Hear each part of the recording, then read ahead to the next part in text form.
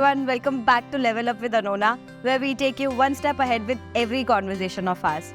Today's episode is brought to you by Shade Brothers Pratikar Tea. And आज के episode में एक politician हमारे साथ है, जो हमने क्लीशे टॉपिक्स के बारे में बात नहीं करी है. विमेन इन पॉलिटिक्स, क्या रोल विमेन का आज इंडिया में चल रहा है और कैसे more and more women should enter, इन सारे डिस्कशन, इन सारे प्रोसेस के बारे में बात करी है. सो अगर आप जानना चाहते हो हमारी गवर्नमेंट, गुजरात, मोदी जी सब कैसे काम कर रहे हैं और कैसे आप एक हिस्सा बन सकते हो, just go and watch the episode. And if you have any query, share your thoughts in the comment section. Thank you. Namaste, Lippy. Welcome to the show. Namaste. Thank you for inviting me, Anona. Arey, it's my pleasure. I mean, the kind of work you are doing and you have done, your life journey, it's amazing. मैं आपका जैसे research करके जैसे I was just diving deep, I was like just awestruck. Because आप इतना अच्छा काम आप, and before entering into politics also आप you have been a human right lawyer. आपका खुद का, you're a founder director of Know Your Rights Foundation. And इतना कुछ आपने you had your startup, so many things you have done. And now you have entered into politics. और इतने strongly आप एक महिला, एक women, संगठन को आप represent कर रहे हो. So that's first of all, kudos to you. And thank you again for joining us. Thank you very much. It's my pleasure to be here, Anona. और जैसे आपने बहुत अच्छे से डिस्क्राइब किया, पर मैं उसको डिस्क्राइब करूँगी कि लाइफ में बहुत कुछ किया. जैसे मैं डेंटिस्ट हूँ, मैंने ह्यूमन राइट्स, मैंने LLM किया है, उसमें पब्लिक पॉलिसी भी पढ़ रही हूँ अभी. तो काफ़ी कुछ जर्नी रही है मेरी. You are right, I have been an entrepreneur also. पर सारी जर्नी के बाद और during the journey I have realize कि मेरा कॉलिंग कुछ और है. या फिर मेरा पर्पस ऑफ लाइफ कुछ और है. और मैंने रियलाइज किया that I am very empowering person. मैं जहाँ रहती हूँ, ज़्यादातर महिलाओं को मैं एम्पावर करने में मुझे बहुत मज़ा आता है, मुझे अच्छा लगता है. तो मुझे लगा कि इसको मैं कैसे यूज़ में लाऊँ. That's how you entered into politics. No, how did you do that? No, that's how I decided. और 2014 के बाद हमारे जो प्रधानमंत्री जी है, नरेंद्र मोदी जी, उन्होंने इस तरह देश के लिए काम करना शुरू किया कि मुझे भी ऐसा मुझ में भी एक अलग प्रकार की देशभक्ति जागी कि मुझे भी देश के लिए और देश के लोगों के लिए कुछ काम करना है. सो politics was never on my mind that time. और मुझे लगा एक NGO शुरू करती हूँ, एक फाउंडेशन, जिससे मैं लोगों के लिए काम करूँ. So that's how I started know your rights foundation.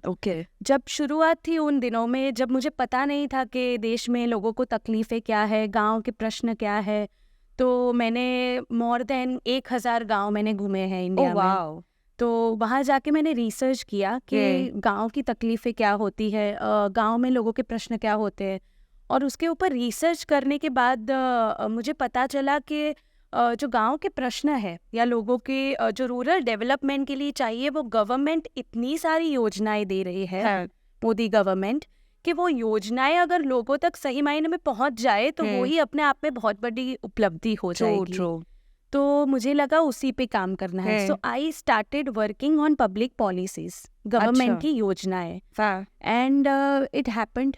अब गवर्नमेंट की योजनाओं में भी ऐसा हुआ कि कितने लोगों तक आप पहुंच सकते हो.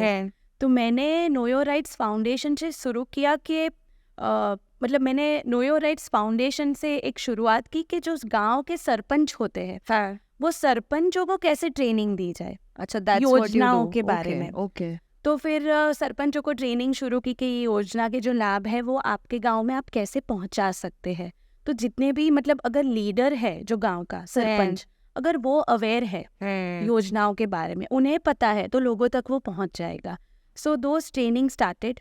और काफ़ी सारे गुजरात में बहुत गांव में मैंने काम किया. आपने खुद से इनिशिएटिव लिया? मेरे फाउंडेशन से बहुत सारे वॉलंटियर्स भी थे, बहुत सारे सरपंच भी जुड़े थे. मतलब ऐसे सरपंच हैं हमारे गांव में जो स्मार्ट विलेज या मॉडल विलेज बना चुके हैं. वो काफ़ी सारे सरपंच थे जो इसमें एडवाइजरी की तरह मुझसे जुड़े थे. मेरी वॉलंटियर्स की टीम थी और हमने काफ़ी सारा यही काम किया कि ज़्यादा से ज़्यादा सरपंचों को ये इन्फॉर्मेशन या जागरूकता पहुँचाई जाए. बट वो क्यों जुड़े आपसे? मतलब कोई रीजन यही, मतलब क्योंकि उन्हें भी चाहिए कि उनके जो गांव है उनका विकास हो. गांव का विकास कैसे होगा? जो सरकारी योजनाएं दे रही है वो सीधा सीधा उसका लाभ पहुंच सकता है. और योजनाएं गांव के लिए भी है और योजनाएं गांव के लोगों के लिए भी है. तो सरपंच के लिए भी एक बहुत अच्छा है ना कि जो सरकार दे रही है वो सीधा सीधा लोगों तक पहुंचाना है। Make sense. तो सरपंचों को भी ये बहुत अच्छा लगा कि हाँ कोई हमें सिखा रहा है, हमें बता रहा है एक सीधी सिंपल लैंग्वेज में। तो वो एक बहुत अच्छा रहा। और फिर यही सरपंच संवाद हमने क्योंकि विचारधारा से मैं भारतीय जनता पार्टी से ही जुड़ी हूँ, अपने विचारों को मैं वहीं हाँ, पे जोड़ सकती प्रेरित हूँ। ही उसने मैं किया है, प्रेरित yes। भी वहीं से हूँ। तो भारतीय जनता पार्टी से मैंने सरपंच संवाद करना शुरू किया और वही मतलब पॉलिटिकल एक जो जर्नी की शुरुआत है। तो वाओ। ये कभी मेरे उसमें नहीं था कि पॉलिटिकल फील्ड में जाना है या काम हाँ। करना है। पर मुझे लगता है कि काफ़ी सारे एंटरप्रेन्योरल और एजुकेशन क्वालिफिकेशन के बाद अगर मुझे सही में मुझे लगता है कि that I belong here, that is I think this field, मतलब लोगों की सेवा करने के लिए पॉलिटिकल माध्यम एक बहुत ही अच्छा और बहुत ही बड़ा माध्यम है। इसमें आप बहुत बड़े चेंजेस आगे जाके ला सकते हो। आप पॉलिसी लेवल पे चेंजेस या पॉलिसी लेवल पे सजेशन कर सकते हो। तो वो बात मुझे पॉलिटिकल फील्ड की बहुत अच्छी लगती है। तो आपसे अगर मैं पूछूं कि वो कौन सी चीज़ है, अगर एक क्वालिटी की मैं बात करूं जो चाहिए अगर आप पॉलिटिक्स में एंटर कर रहे हो, तो आप क्या बोलोगे वो? मतलब जब मैंने शुरुआत की तो ऐसा था कि इट वाज अ कॉलिंग। मतलब हाँ। आपको ना आप इसको एक करियर की तरह नहीं ले सकते। कई बार लोग मुझसे पूछते हैं आप क्या बनना चाहते हो, तो मैं कहती हूँ मैं यहाँ पे अपना करियर बनाने नहीं आई हूँ। I am here for nation building. Wow.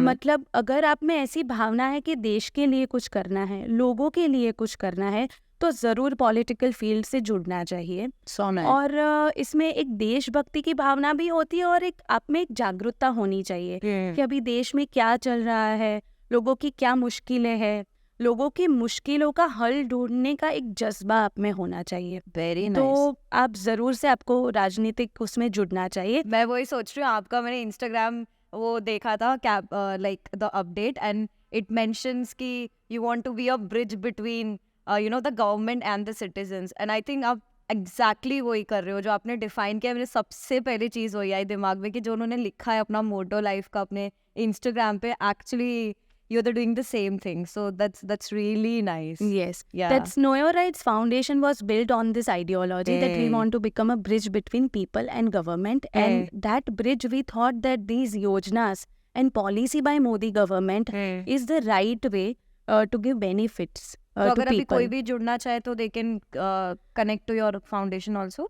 हाँ, ऑफ कोर्स फाउंडेशन पे वॉलेंटियर की तरह तो जुड़ ही सकते हैं और यही काम हम पार्टी से भी करते हैं। लोगों की अच्छा। विचारधारा अगर वहाँ मिलती है तो वो पार्टी से भी यही काम हम करते हैं कि जितनी भी योजनाएं हैं या सरकार के काम है वो जमीनी स्तर पर नीचे उतरे। मैं एक्चुअली इसका हाँ। मेरा एक जो मेन मोटिव है ना इस इंटरव्यू का, मैं ये चीज़ लोग जो बहुत बात करते हैं पॉलिटिक्स में, ये क्या चल रहा है अभी, चलो अपडेट, जैसे हम अभी ऑफ कैमरा भी बात कर रहे थे कि जो चल रहे हैं events, that's one thing, but politics अगर एक चीज़ है कि पॉलिटिक्स में एंटर कैसे होना चाहिए, क्या करना चाहिए, मेरे को उसमें एक्चुअली आपसे इसमें डिटेल में कि कल अगर इंसान कोई चाहता है कि मैं पॉलिटिक्स में जाना चाहता हूँ तो उसे पता हो कि वो किस तरीके से क्या वे है जा सकता है। बट उससे पहले मुझे आपसे एक चीज़ पूछनी है। तो पॉलिटिक्स एक्चुअली एक ऐसा वर्ड है जो अगर लोगों को देखे तो ये एक मैं करियर प्रोफेशन ही बोलूँगी, बट एक जो एक पॉलिटिक्स के अलावा ये एक वर्ब बन चुका है, कि यार ऑफिस में बोलते हैं यार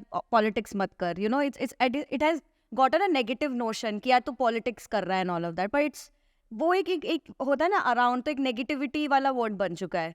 you are in there, you are a integral part. मैं आपको बोलना चाहूँगी कि आप पॉलिटिक्स को कैसे डिफाइन करोगे? देखिए पॉलिटिक्स जो है ना वो आज की कोई मतलब आधुनिक चीज़ नहीं है। पॉलिटिक्स है वो सदियों से, जो राजनीति कहते हैं वो सदियों से प्राचीनता से हमारे साथ है, मतलब हमारी सिस्टम में है, हमारे समाज में है। तो पॉलिटिक्स जो है ना मतलब राजनीति का सही उपयोग अगर जनता के लिए हो तो मुझे लगता है इससे बेहतर माध्यम नहीं है सेवा करने का। तो पॉलिटिक्स का सही उपयोग करके अंत्योदय तक, जैसे भारतीय जनता पार्टी की विचारधारा है अंत्योदय तक, मतलब गांव के सबसे गरीब जो अंत्योदय तक जो परिवार है वहां तक विकास या वहां तक कुछ पहुंचे जो देश में हर नागरिक को मिल रहा है। तो ये जो विचारधारा है तो ये दिखाता है कि पॉलिटिक्स मतलब राजनीति का सही उपयोग करके सत्ता का सही उपयोग कैसे कर सकते हैं, पॉजिटिव सकारात्मक परिवर्तन देश में कैसे ला सकते हैं, वो भारतीय जनता पार्टी और मोदी सरकार ने एक उदाहरण के तौर पे हमारे सामने रख दिया है। वेरी जो सदियों से हम कहते थे ये पॉलिटिक्स चल रहा है, ये चल रहा है, परिवार में, कॉरपोरेट में, हर जगह पे हम इस शब्द का वैसे उपयोग करते हैं। पर अब अगर आप ये उदाहरण देखें 2014 के बाद, तो एक बहुत ही पॉजिटिव चेंज हमें देश में देखने को मिला है 100%। कि कैसे पॉलिटिक्स का सही उपयोग करके लोगों के लिए उस पे काम किया जाए, लोगों की सेवा की जाए। तो ये उदाहरण अब हमारे सामने ही है। तो हम इसको ये नहीं कह सकते कि ये शब्द बहुत ही नेगेटिव है। मतलब इस शब्द का कौन व्यक्ति कैसा उपयोग करता है। आप अगर देखें तो भारत में कितनी सारी मतलब नेता आए, कितने सारे प्राइम मिनिस्टर आए, सबने काम किया है।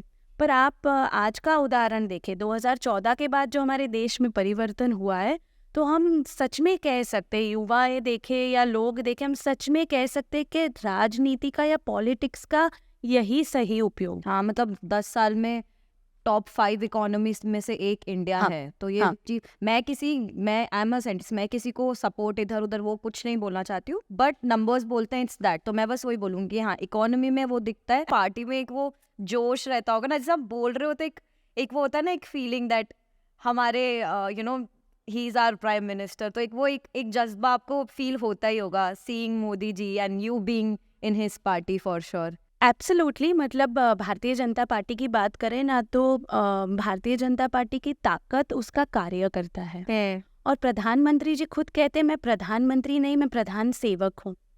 और पार्टी में हर कोई, चाहे कोई भी आप प्रतिनिधि हो या मेंबर ऑफ पार्लियामेंट है या कुछ भी है, आप पहले पार्टी के कार्य करता है।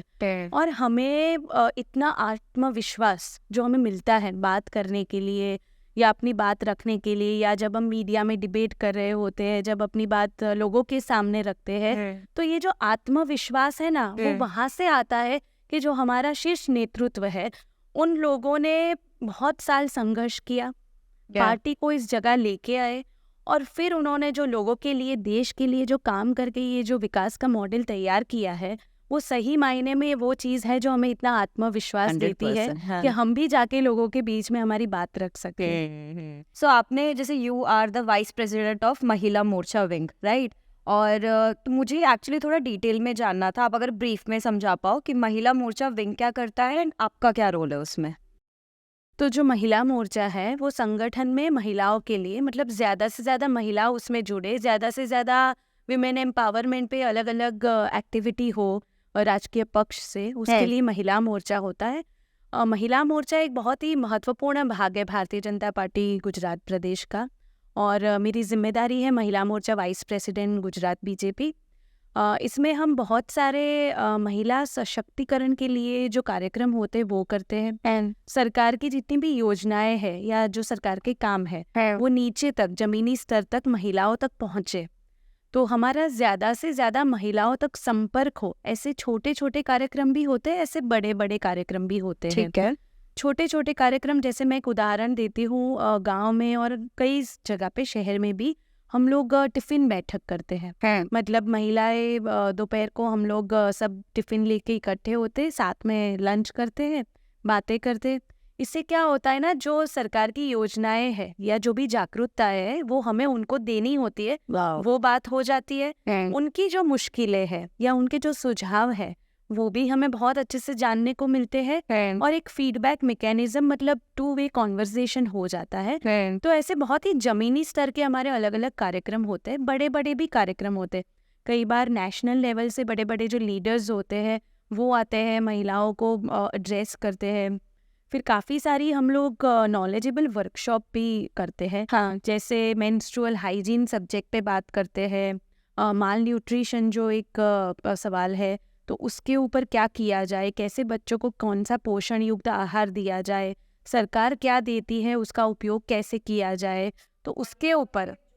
तो महिलाओं के बारे में, महिलाओं के विषय में जितना हो सके उतनी हम जागरूकता फैलाने के लिए जमीनी स्तर पर अलग अलग कार्यक्रम करते हैं, और उसमें सभी महिलाएं, मतलब अगर आप कोई राजनीति से या संगठन से नहीं भी जुड़े हो, पर मतलब सारे ही महिला उसमें आ सकते और हैं। ऐसा नहीं है मतलब हाँ। रूरल, इवन अर्बन, अर्बन में भी हर उनको अगर जगह। काम, स्टार्टअप, बिजनेस हाँ। किसी के लिए भी कुछ रिक्वायरमेंट है तो वो आपके पास हाउ टू अप्रोच, मतलब आपके हाँ। पास आए, कैसे कर सकते हैं मतलब अप्रोच? जैसे आप जहाँ पे स्थानिक हो ना, आप जहाँ पे रह रहे हो, हाँ, वो स्थानिक जगह आपकी एक लोकसभा होती है, ओके आपकी एक विधानसभा होती है। ओके। तो महिलाओं के लिए बहुत जरूरी है कई बार ये जानना कि उनकी लोकसभा, कौन सी लोकसभा में वो रह रहे हैं, कौन सी विधानसभा है जिसमें वो रह रहे हैं।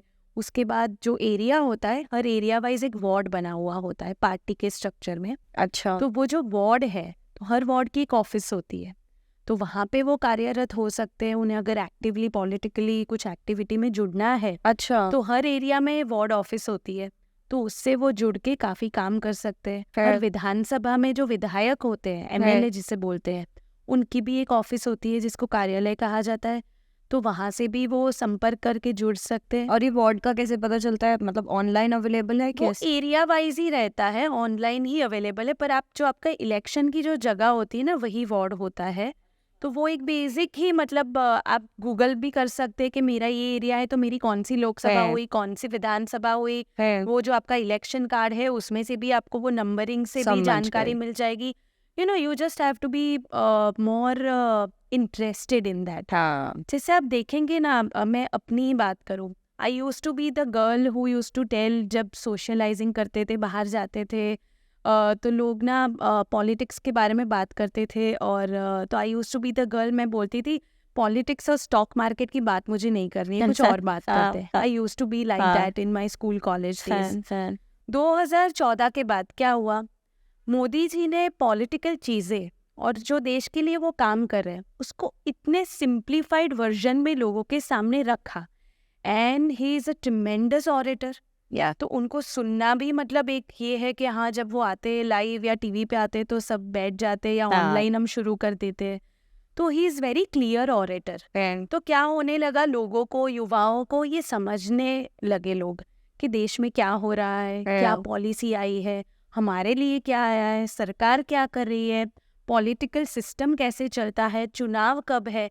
ये सारी जो जागरूकताएं है, जो पहले ऐसा लगता था नहीं नहीं हमें समझ में नहीं आता, पर उन्होंने इतने सिंप्लीफाइड तरीके से लोगों के सामने ये रखा कि मैंने देखा है कि आज महिलाएं बहुत ही मतलब politically they are so aware, उन्हें बहुत कुछ पता रहता है। और जैसे मैं आपके माध्यम से कहूंगी कि महिलाओं को ये कहना चाहती हूँ कि whether you are part of politics और not, but politics is always a part of your life. मतलब आप जो चुनाव में जो प्रतिनिधि चुनते हैं वो क्या काम करते हैं देश के लिए, ये आपके जीवन का एक हमेशा भाग ही है। हाँ तो रहेगा। क्यों ना उसमें इंटरेस्ट लिया जाए, जैसे हम फैशन में इंटरेस्ट लेते हैं, जैसे हम खाने पीने की चीजें या न्यू रेसिपी में इंटरेस्ट लेते हैं as a woman, of course those are the subjects we love. पर वैसे ही देश में क्या हो रहा है, ये कोई एक अब मेल ओरिएंटेड सब्जेक्ट नहीं रहा है। हाँ, जो पॉलिटिक्स है या फिर देश में क्या हो रहा है या पॉलिसीज क्या है, वो सभी नागरिकों को पता होना चाहिए। अभी आप देखेंगे न्यू वोटर्स हैं, 17-18 साल की लड़कियां हैं, उन्हें भी पता रहता है कि उनके लिए क्या योजनाएं हैं। अभी अवेयरनेस आ रही है, आपको दिख रहा है वो? बहुत बड़े मायने में आ रही है। हाँ, और उसका काफी कुछ चीज मतलब टेक्नोलॉजी भी है। जैसे देश में मैं आपको एक बात बताऊं कि राजीव गांधी जी जब प्रधानमंत्री थे, तब उनका खुद का स्टेटमेंट है कि जब मैं 1 रुपये डालता हूँ ना कोई पॉलिसी के उसमें, तो लाभार्थी को 15 पैसे मिलते हैं। ये तब की सिस्टम, ये माध्यम था। आज देश में देखे, क्योंकि जनधन अकाउंट से करोड़ों लोग जुड़े हैं। एक समय था जब लोग सोचते थे कि बैंक में जाना वो तो पैसे वाले लोगों का काम है। आज गरीब से गरीब हर गांव में हर कोई बैंक से जुड़ा है, डिजिटल बैंकिंग से जुड़ा है। तो ये बहुत बड़ी चीज है। और उसके कारण क्या हुआ, जितनी भी पॉलिसी है, सरकार की स्कीम है, वो सीधी सीधी वो लाभार्थी तक उसके बैंक अकाउंट में ही सीधा उसका बेनिफिट आता है। तो मतलब जो मिडल मैन की वो थी या जो भी कुछ था, वो पूरा सिस्टम से निकल गया। तो ये जो टेक्नोलॉजी का सही तरह से उपयोग किया है, आज आप सोशल मीडिया में देखे या डिजिटली देखे, तो लोग काफी अवेयर है। हाँ, 100% कि देश में क्या हो रहा है। यस। तो मैं ये माध्यम से महिलाओं को कहना चाहूंगी कि ज्यादा से ज्यादा इसमें इंटरेस्ट ले, क्योंकि हर एक वर्ग के लिए, चाहे वो महिला हो या खेडूत हो, चाहे कोई गरीब परिवार हो, चाहे युवा हो, चाहे मतलब आप देखें तो माछीमारों के लिए भी योजनाएं हैं, हर समाज के हर वर्ग के लिए योजनाएं हैं। बट आप उसमें जैसे बोल रहे हो तो वही जो मैंने आपको स्टार्ट में बोला था, एक ये रहता है ना कि पॉलिटिक्स में जाना है तो तुम्हें बहुत सख्त होना पड़ेगा, बहुत सारी चीज़ें होती हैं। तो अगर आपने जैसे कि महिलाओं को अगर जागरूक रहना है और अगर उन्हें भी एंटर होना चाहिए पॉलिटिक्स में, तो मेरे को आपसे पहले थोड़ा समझना है कि अगर एक महिला पॉलिटिक्स में एंटर होना चाहती है तो कैसे हो सकती है, और आपका कैसा अभी तक का एक पॉलिटिक्स का सफ़र कैसा रहा है? मतलब आप किस तरीके से उन्हें मोटिवेट कर सकते हो कि हाँ आपको पॉलिटिक्स में आना चाहिए, एंड पॉलिटिक्स एक्चुअली कैसे काम करता है? देखिए, पॉलिटिक्स में आना ये it cannot be a career choice, it has to be your passion, it has to be, मतलब आप देश के लिए, लोगों के लिए काम करने के लिए पैशनेट होने चाहिए। आपको एक जो सोशियो इकोनॉमिक जो चीज़ है वो समझनी पड़ती है। वो समझने के बाद लोगों की मुश्किलें कैसे दूर किया जाए उस पे काम करना पड़ता है। तो अगर आप चूज़ करते भी हैं, मतलब दो चीज़ है, आप पॉलिटिक्स में उस तरह भी जुड़ सकते हैं और आप इंटरेस्ट लेके जो पॉलिटिकल एक्टिविटीज़ होती है, जो देश के लिए सारी एक्टिविटी होती है, उसमें आप एज अ रिस्पॉन्सिबल सिटीजन भी जुड़ सकते हैं। Not necessary that you have to choose the ideology और फिर आपको इलेक्टोरल पॉलिटिक्स ही है।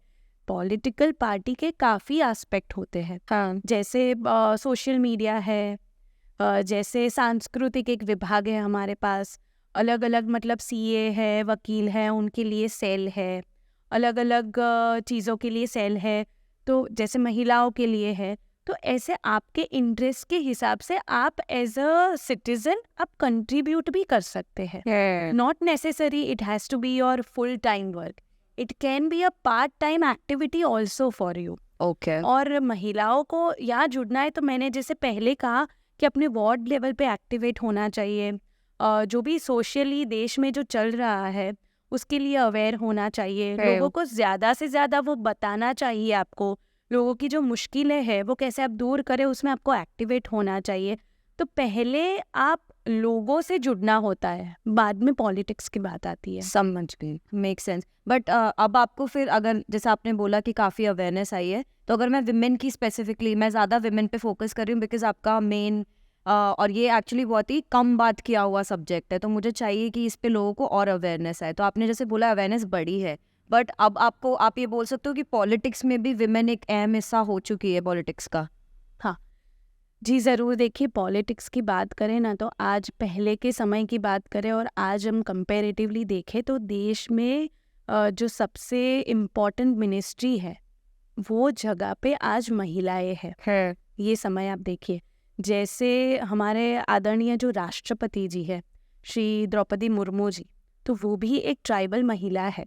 तो आज देश में ऐसी परिस्थिति है, जो महिला सशक्तिकरण इस तरह हुआ है, इस तरह से पॉलिसी दी गई है कि महिलाएं जो चाहे वो क्षेत्र में जा सकती है, सिर्फ राजनीति नहीं, मतलब डिफेंस में जा सकते हैं, एयरफोर्स में जा सकते हैं, साइंस फील्ड में काम कर सकते हैं, टेक्नोलॉजी में कर सकते हैं, बड़े बड़े कंपनी स्टार्टअप यूनिकॉर्न के सीईओ बन सकते हैं। ये सब हमने देखा है देश में। तो महिलाओं के लिए होता है ना कि जो एक बेसिक जो उनके लिए सुरक्षा, स्वाभिमान और उनके लिए सशक्तिकरण, ये चीज़ें जो है वो भारतीय जनता पार्टी और मोदी जी की सरकार ने सुनिश्चित की है। तो ये चीज़ें देकर महिलाओं को ऐसा है कि ये एक प्लेटफॉर्म हो गया। अब वो जहाँ चाहे, मतलब एक सामान्य परिवार की लड़की आज गांव में कुछ भी बनने का सपना देख सकती है। ये अपने आप में बहुत बड़ा अचीवमेंट है देश के लिए। और वो सपना पूरा हो उसके लिए गवर्नमेंट बहुत सारी पॉलिसी और योजनाएं देती है। जैसे आप बच्चियों के लिए देखें तो केजी से लेके पीजी तक का एजुकेशन फ्री है। ये अपने आप में बहुत बड़ी चीज है। हाँ, सरकारी उसमें ये फ्री है। ओके। तो ये बहुत तो सारी आप ऐसे योजनाएं मेरे को हैं। और योजनाओं के बारे में बता बहुत सकते हैं जो सारी ली गई योजना हैं? है जिसमें पढ़ने के लिए, मतलब और एजुकेशन महिलाओं में आए, बच्चियों में आए, उसको प्रेरित किया जाता है। और यही प्लेटफॉर्म जो प्रोवाइड किया है, यही वजह है कि आज देश में आप देखें तो हर सेक्टर में आपको महिला दिखाई देगी। हाँ, वो तो ये सच है। बहुत बड़ी बात है। हाँ। मैं अगर योजनाओं की बात करूं तो सबसे पहले मैं कहना चाहूँगी कि ये हमारे देश में जो माननीय नरेंद्र मोदी जी है, ये एक ऐसे प्रधानमंत्री है जो लाल किले से शौचालय की बात करते हैं, ये कैसे प्रधानमंत्री है जो लाल किले से सैनिटरी पैड की बात करते हैं। तो ये एक ऐसे सब्जेक्ट है जो बहुत ही टैबू है हमारे समाज में, जिसकी बात कोई नहीं करता था। आगे कितने प्रधानमंत्री आके चले गए हमारे देश में, जिन्होंने महिलाओं की ये शौचालय जो खुले में शौच थी, वो बहुत ही बड़ा प्रश्न था महिलाओं के लिए। उनकी डिग्निटी के बारे में, उनकी सुरक्षा के बारे में ये बहुत बड़ा प्रश्न था, जिसको उन्होंने हल किया। करोड़ों शौचालय हमारे देश में बने, गांव गांव में बने। तो ये महिलाओं के लिए कितना बड़ा सशक्तिकरण है। अब देखे, दूसरी अगर मैं सैनिटरी पैड की बात करूं, तो menstruation was a taboo subject. उस पे आज आप देखें हर जगह बात हो रही है। कैसे ये सामाजिक चेंज कैसे आया? बहुत अवेयरनेस वो लीडर्स से ही आया है, ये अवेयरनेस आई है। बहुत सारे एनजीओ से जो इस पे बहुत अच्छा काम कर रहे हैं, तो वो भी सराहनीय काम है। सैनिटरी पैड की मैं बात करूं, सरकार की जन औषधि केंद्र है। तो जन औषधि केंद्र क्या है? मतलब मेडिकल स्टोर, सिंपल लैंग्वेज में। ये एक ऐसा मेडिकल स्टोर है सरकारी कि जो 9,000 से भी ज्यादा जन औषधि केंद्र हमारे देश में है, हर जगह अवेलेबल है। उसमें 1 रुपए में 1 सैनिटरी पैड मिलता है। तो बच्चियों के लिए बहुत बड़ी मतलब सुविधा है, क्योंकि उससे तो पहले हेल्थ इशू की जैसे बहुत मौत होती थी ना। हाँ। सो टू डिक्रीज दैट और हेल्थ इश्यूज में प्रॉब्लम ना आए और सब इस पे अवेयर हो कि जो कपड़े वगैरह यूज करते थे उससे सैनिटरी पैड पे आए। तो क्या कर सकते कि इसको इकोनॉमिकली भी सस्ता बनाया जाए। जो जन औषधि केंद्र है उसमें जेनेरिक दवाएं मिलती है। तो जेनेरिक जो दवाएं होती है ना, वो दूसरी दवाइयों से बहुत ही सस्ती होती है। तो ये भी एक गरीब परिवार के लिए बहुत बड़ी बचत है, उनके लिए, उनकी इनकम से। Make sense. तो ऐसी काफी सारी योजनाएं हैं। जैसे मैं ड्रॉप आउट रेशियो की स्कूल से बात करूँ, तो पहले क्या होता था कि ड्रॉप आउट रेशियो में मतलब बच्चियाँ जो थी ना, वो प्राइमरी एजुकेशन के बाद ड्रॉप आउट हो जाती थी एजुकेशन स्ट्रीम से। उसके लिए भी सरकार ने सोचा। उसके 2 मेन रीज़न थे। जो लड़का और लड़की के अलग टॉयलेट्स बने हर एक स्कूल में, पूरे देश में, ये कंपलसरी हो गया। तो उसमें क्या हो गया कि जो एक मेंस्ट्रुएशन एज पे बच्ची पहुंचती है, तब ऐसा हो जाता है कि अब स्कूल में कैसे मैनेज करेंगे। तो स्कूल में आप देखें तो सैनिटरी पैड है बच्चियों के टॉयलेट में, जो मेल और फीमेल के अलग टॉयलेट बन गए, गर्ल्स बॉयज के। तो इससे ना बहुत बड़ा मतलब ये जो स्टेप था, उससे जो ड्रॉप आउट रेशियो है उसमें सीधी गिरावट आ गई। और एजुकेशन लेवल पे लड़कियों के उसमें बहुत बड़ा बूस्ट आ गया। तो ऐसे कई सारे स्टेप है जो सरकार ने लिए हैं। इनफैक्ट मैंने ये right politics at the right time word सुना है, तो आप इसका मतलब बता सकते हैं और इससे महिलाओं में क्या सुधार आया है? देखिए, right politics at a right time मतलब यही मैंने पहले भी बोला कि राजनीति का बहुत सही उपयोग भी हो सकता है। ठीक है। और सीधा सीधा जो मोदी सरकार है ना, उन्होंने सीधा सीधा जैसे विपक्ष ने सालों साल किया है कि हाँ थोड़ा कुछ बहुत बांट दो, उस तरह की राजनीति या पॉलिसी नहीं अपनाई है। जो मोदी सरकार है, आप पॉलिसी एनालिसिस करें तो उन्होंने ऐसी पॉलिसी देश में लाई है जो लोगों को और परिवार को आत्मनिर्भर बनाए, सेल्फ रिलायंट। ठीक है। तो ये बहुत बड़ी एक चीज है कि ऐसी पॉलिसी मतलब सीधा सीधा दे दो। वो विपक्ष ने जो किया है कि चुनाव आ रहा है, लोगों को अच्छा लगे इसलिए कुछ दे दो, ये जो चीज है ना, वो बहुत सालों तक और आगे जाके देश को बहुत बड़े उसमें हार्म करती है, बहुत बड़ा नुकसान होता है। जैसे अब मोदी सरकार देखे तो ऐसी पॉलिसी आई है कि देश आत्मनिर्भर बने। जैसे मैं महिलाओं की बात कर लूँ कि जो पैसे वाले लोग होते हैं या फिर जो फैमिली बिजनेस है, उनके पास तो बिजनेस है या बिजनेस करने के लिए रकम है। ठीक है। राइट। अब एक ऐसी महिला है या ऐसा युवा है जिससे अपना खुद का कुछ छोटा बिजनेस शुरू करना है, तो वो जाता है बैंक में लोन मांगने के लिए। अब बैंक में जब आप लोन मांगते हो तो उसकी गारंटी कुछ आपको देना पड़ता है। तो प्रधानमंत्री मुद्रा योजना, ये कैसी योजना शुरू हुई जिसमें बैंक से ऐसे स्टार्टअप या अपना कुछ करने के लिए आपको बिना किसी गारंटी पे लोन मिलती है। अच्छा, ये बहुत बड़ी बात है। इसमें करोड़ों लाभार्थी है और इसमें बहुत सारे महिला लाभार्थी है। तो इसमें अब गांव-गांव में देखे तो छोटे छोटे राशन की दुकानें हैं, ऐसे छोटे छोटे बहुत अच्छे, मतलब हम जब जाते हैं फील्ड वर्क में तो हमें इतना गर्व होता है कि ये मुद्रा योजना से कितने सारे महिलाएं हैं जो अपने पैरों पे खड़ी है। बहुत एम्प्लॉयमेंट जनरेट हुआ है हाँ, उसके बाद। और सिर्फ वही महिला नहीं, पर वो हाँ। महिला अपना खुद का जो शुरू करती है बिजनेस, उससे दूसरी महिलाओं को भी एम्प्लॉयमेंट मिलता सही है। बात है। तो हाँ। मतलब खुद तो उन्होंने अपने पैर पे खड़े हो गए हाँ। और दूसरी महिलाओं का भी हैंड होल्डिंग हो जाता है। तो हमारा ऐसा कोई रिजर्वेशन है विमेन का पॉलिटिक्स में कि इतना % विमेन पॉलिटिक्स में होने ही चाहिए, ऐसा कुछ होता है? देखिए, जो आरक्षण की बात आप करें, हाँ। तो जैसे आपको पता होगा कि नए संसद की जो शुरुआत है, तो नए संसद की शुरुआत ही इतने अच्छे एक बिल से हुई जिसे कहते हैं नारी शक्ति वंदन अधिनियम। ये जो बिल है, ये महिलाओं को 33% आरक्षण का बिल है, जिसमें लोकसभा चुनाव और विधानसभा की जो सीटें हैं उसमें महिलाओं का 33% का आरक्षण तय है। और स्टेट वाइज पूरे देश में, ओके। पूरे देश में हर स्टेट में विधानसभा और अच्छा, लोकसभा में विधानसभा और लोकसभा। 33% का रिजर्वेशन हो गया। तो ये नारी शक्ति वंदन अधिनियम है, उसकी मैं बात करूँ तो सालों से महिलाओं ने जो संघर्ष किया है राजनीतिक फील्ड में, वो संघर्ष का अंत इस नारी शक्ति वंदन अधिनियम से आया है। और नए संसद की शुरुआती उससे हुई, मतलब मैं तो वो देख के ही मेरे तो I got goosebumps, witnessing this historical bill for women. हाँ। और सालों से कितने प्रधानमंत्री आए इस देश में। जो विपक्ष है, कांग्रेस की जब सरकार थी तब उन्हें भी चांस मिला था, राज्यसभा में पास हो गया था, पर उन्होंने लोकसभा में ये बिल ही नहीं रखा।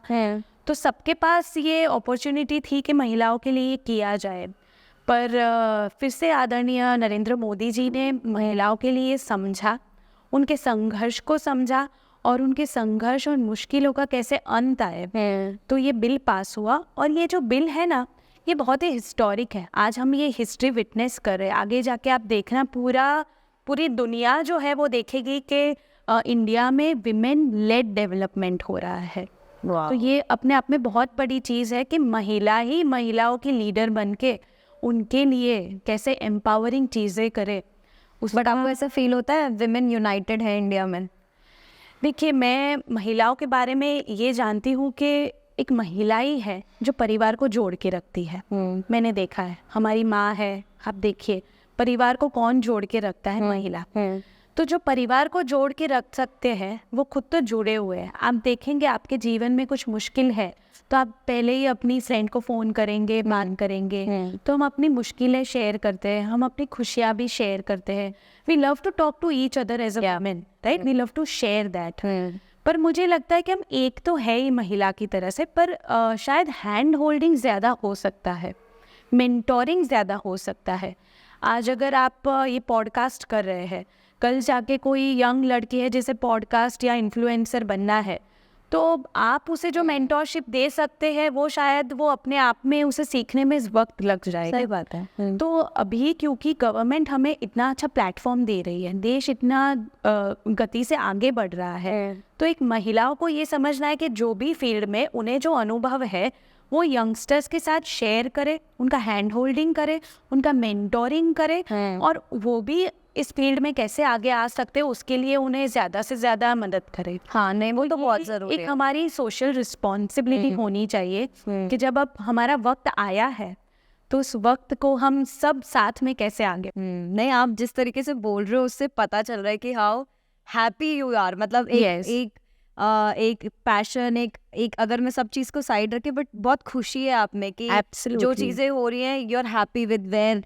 our country is going, and when it comes to women also कितनी चीज़ें सही डायरेक्शन में जा रही है, तो वो एक पता चल रहा है आपकी वाइब से। तो अगर मैं अभी आपसे पूछूं, इलेक्शंस भी आने वाले हैं, तो आपको क्या लग रहा है what will be the result and how it's going to go? देखिए, ये जो इलेक्शन है ना, लोकसभा 2024 का इलेक्शन, ये इलेक्शन है कि जो विकास है ना, विकास पे जनता का विश्वास, उसकी जीत होने जा रही है। और ये जो विश्वास है ना, वो मोदी जी की गारंटी की वजह से है कि जो मोदी जी ने 2014 में जो वादे किए, 2019 में जो वादे किए, वो सारे ही वादे, कमिटमेंट, जो मैनिफेस्टो में जो प्रॉमिसेस होते हैं वो निभाए हैं, और बाखुदी ऐसे निभाए हैं कि जैसे हम कहे कि मैनिफेस्टो में कहीं नहीं लिखा था कि हम इतनी 220 करोड़ वैक्सीन फ्री देंगे, ठीक है? तो ये कोई पॉलिटिकल चीज़ नहीं है, ये हम वी आर वेरी फॉर्च्यूनेट। ये एक ऐसे लीडर है जो देश की ज़रूरत अपने आप समझते हैं और उसका कैसे उसका हल बहुत अच्छे से आए और देश आगे बढ़ने की जो गति है वो कहीं रुके नहीं, उसको लेके चलते हैं। तो ज़रूर मतलब लोकसभा 2024 का जो चुनाव है उसमें कोई सवाल ही नहीं है। लोगों को मोदी जी पे विश्वास है, मोदी जी की गारंटी है कि हम आगे जाने वाले हैं, देश आगे बढ़ रहा है। तो मुझे तो इसमें कोई चुनौती या कुछ लग नहीं रहा है और मुझे तो लग रहा है तीसरी बार मोदी सरकार ज़रूर बनेगी। वाह! तो आपको क्या लग रहा है कौन सी की इवेंट्स हैं जिस पे इस साल सरकार मतलब इस साल या सरकार वैसे ही फोकस करने वाली है?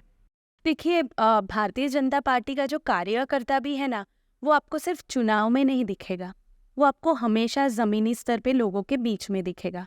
चाहे वो कोरोना की परिस्थिति हो, चाहे कहीं पे कुछ कुदरती कुछ आफत आई है वो हो, चाहे लोगों को कुछ भी ज़रूरत हो, चाहे सोशल अवेयरनेस की बात हो या योजनाएं नीचे उतारने की बात हो। तो हमारे लिए ना, हम इलेक्शन में एक्टिव हो ऐसे हम काम नहीं करते। जैसे विपक्ष में ऐसा है कि जब चुनाव होते वो बाहर आ जाते हैं, सबसे मिलते हैं, यात्राएं करते हैं। हमारे लिए वो नहीं है, हमारे लिए हमेशा हम जनता की सेवा में हैं। तो चुनाव मतलब ऐसा है कि एग्ज़ाम होती है, जिस बच्चे ने पूरे साल पढ़ा होता है ना, उसे एग्ज़ाम के दिन पे उतना ही पढ़ना होता है जितना रोज़ पढ़ते हैं। हाँ। और जो बच्चे होते हैं जो पूरे साल नहीं पढ़ते, उसे लास्ट दिन पे बहुत पढ़ना पड़ता है। हाँ। तो हमारे लिए कोई चुनौती नहीं है, हम जनता की सेवा के लिए वही विचारधारा पे काम करते हैं। हमारा जो शीर्ष नेतृत्व है वो इतना अच्छा काम करके लोगों के बीच में है कि हमें तो सिर्फ उनकी बात ही करनी है, बाकी लोगों को मोदी की गारंटी पे पूरा भरोसा है। बट कुछ दिख रहा है आपको कोई चुनौती या कुछ प्रॉब्लम्स जो आ सकती हैं या आने वाली हैं, ऐसा कुछ दिख रहा है आपको? मुझे प्रॉब्लम और चुनौती मुझे विपक्ष के लिए ज़्यादा दिख रहे हैं टू बी वेरी फ्रैंक, क्योंकि वो ना एक चुनावी राजनीति करते हैं। लोगों की समझ नहीं है, वो एक मतलब लोकतंत्र की बात करते हैं पर खुद एक वंश तंत्र चलाते हैं। तो मुझे उनके लिए बहुत बड़ी चुनौती लग रही है। बट अपोजिशन अभी जैसे अगर आप बात करो तो ये भी बोलते हैं कि राम मंदिर जो बनवाया है वो पॉलिटिकल मूव है और पॉलिटिकल एजेंडा है, वोट इलेक्शन के में वोट लेने के लिए। तो आपको क्या लगता है उसमें? देखिए, राम मंदिर की जो बात है ना, ये बहुत बड़ा मुद्दा है। 500 सालों से ये सवाल, ये मुद्दा चलता आया है।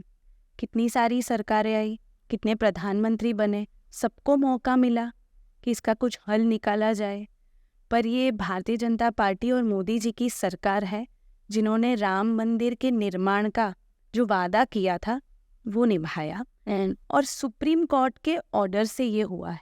ठीक है, मतलब जो कायदे से जो होना चाहिए उस तरह से हुआ है। राम मंदिर की बात करें तो सालों से ये जो चलता आया मुद्दा है, उसमें ऐसा है कि भारत के जो सांस्कृतिक जो और धार्मिक जो आस्था कहते हैं, तो ये भारत की आस्था का प्रतीक है। ठीक है, ये कोई राजनीतिक मुद्दा है ही नहीं, इसको विपक्ष ने राजनीतिक मुद्दा जरूर बनाया है। ठीक है, ये भारत के लोगों की, मतलब करोड़ों लोगों की श्रद्धा और आस्था का प्रतीक ये राम मंदिर है। और भारत जो है वो सिर्फ इंफ्रास्ट्रक्चर डेवलपमेंट का देश नहीं है। यहाँ पे जो हमारा सांस्कृतिक और धार्मिक जो हमारी विरासत है, वो विरासत आने वाली पीढ़ी तक पहुँचे, ये बहुत ज़रूरी है। तो वही कारण है कि तीर्थ स्थानों और मंदिरों का भी जो विकास होना चाहिए वो विकास हो रहा है। सरकार इस सारे सेक्टर में काम कर रही है। सरकार स्कूल है, कॉलेज है, हॉस्पिटल है, इंफ्रास्ट्रक्चर डेवलपमेंट है, सब बन रहा है। पर जो ये राम मंदिर है, ये अयोध्या में राम मंदिर, ये भारत की आस्था का प्रतीक है, करोड़ों लोगों की आस्था का प्रतीक है और मोदी जी ने करोड़ों लोगों की आस्था को सम्मान दिया है। और अभी आपको लग रहा है आगे, और आई थिंक काशी की भी बात चल रही है, तो आगे और भी बड़े बड़े लेवल पे मंदिर बनेंगे। और देखिए, काशी में तो जो विश्वनाथ जो कॉरिडोर है वो है ही। इसमें ऐसी बात है कि जो जिसका हक है उसकी बात है, और ये सब कोर्ट के कायदे से, लॉ एंड ऑर्डर के साथ जो होना चाहिए वो हो रहा है। ठीक है, तो इसमें ऐसा नहीं है कि सिर्फ मंदिर, आप देखें तो हर सेक्टर में हमें जो डेवलपमेंट करना चाहिए वो सरकार सही तरीके से लॉ एंड ऑर्डर के साथ, बिना करप्शन के ये किए जा रहे हैं, सही ठीक है। बात है। तो ये कोई पॉलिटिकल मुद्दा है ही नहीं, इसको विपक्ष पॉलिटिकल बना रहा है, क्योंकि सालों साल से जो मुद्दा था जो कोई हल नहीं कर सकते, वो अभी मोदी सरकार के उसमें टर्म में हुआ है। और मैं आपको एक बात बताऊं कि जब भारतीय जनता पार्टी की 2 सीट थी, तब भी उनके मैनिफेस्टो में राम मंदिर का निर्माण था, और जब उनकी 303 सीट आई, तब भी उनके मैनिफेस्टो में राम मंदिर का निर्माण था। और ये वादा जो लोगों को उनकी आस्थाओं को सम्मान देते हुए तब किया था, जब हमने कई स्टेट की सरकारें भी घुमा दी है इस मुद्दे में। क्यों? क्योंकि लोगों की आस्था इससे जुड़ी है। तो जो विचारधारा है वो लोगों के लिए है, जो सत्ता है वो लोगों की सेवा के लिए है। इस विचारधारा को सम्मान देते हुए राम मंदिर का निर्माण हुआ है। नहीं, बट वेव तो क्रिएट हुई है जिस दिन स्थापना हुई है। आई थिंक सब इंसान जो नहीं पहुंच पाए थे, सब टीवी पे ही थे, हर इंसान ने देखा है। तो एक वेव जो होती है वो तो डेफिनेटली क्रिएट हुई है। So that is there absolutely, for मतलब श्योर। एक कहते हैं ना कि लोगों को जोड़ने का वो एक अवसर बन गया। हमने जैसे दिया जला के शाम को हमने दिवाली की तरह सबने मनाया है, और पूरा देश उससे जुड़ा था।